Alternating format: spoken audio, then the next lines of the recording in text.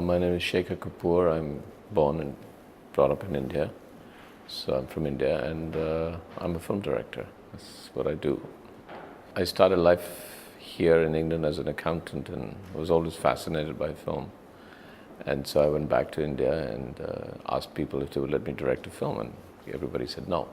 So I was not trained, I was nothing. So I got a job as an actor. And I started to act in films, badly first and reasonably after that. And I learned how to direct films by being a bad actor. And then I wrote my script and I went to a producer and I got the cast and I became a director. It was, when I look back, it was simple, but it did take about 10 years to do that. I got very interested in Asian cinema when I saw some of the first Chinese films that started.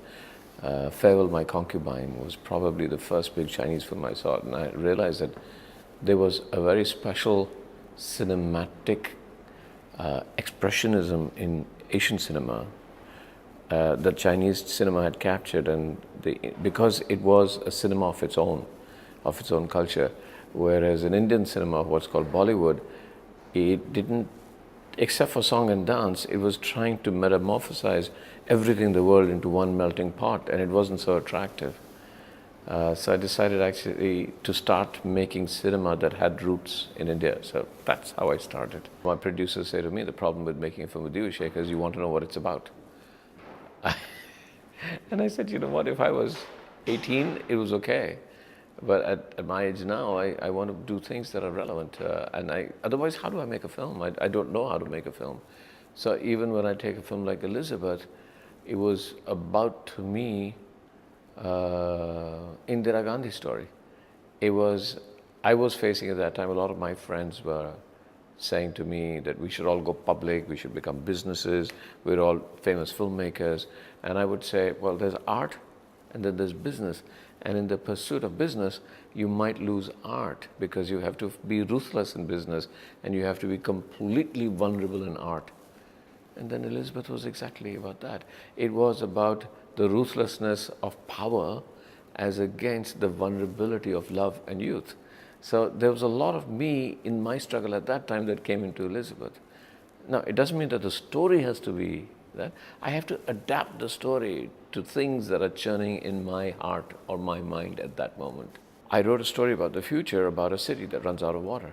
And it's a story and where water has now become a weapon of political and social control. So I've created a city that is a representation of the world as it exists now. And so when you look at it and you say, but that's exactly what happens. It's just put in such a way that it brings it to your attention.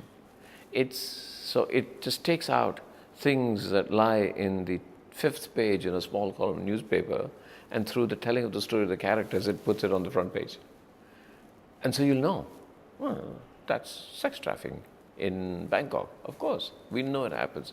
Oh, I know about those kids. They're the kids of the favelas in Rio that the police keeps shooting because they're looking for water, but they look like that.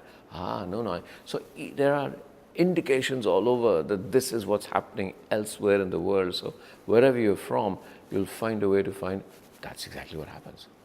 The two greatest virtues of making a film are passions and patience. If you have passion, and do you have the ability to keep that passion going, it's like falling in love. When you fall in love, is your love the kind of love that has to be, that is impatient, and if 2 months it doesn't come to anything, you give up. Sometimes for years it doesn't come to anything. So is your passion so strong that it can survive disappointment, it can survive time, it can survive humiliations? Is it so strong that it can survive ridicule? If it is so strong, and then and only then you should think about becoming a filmmaker.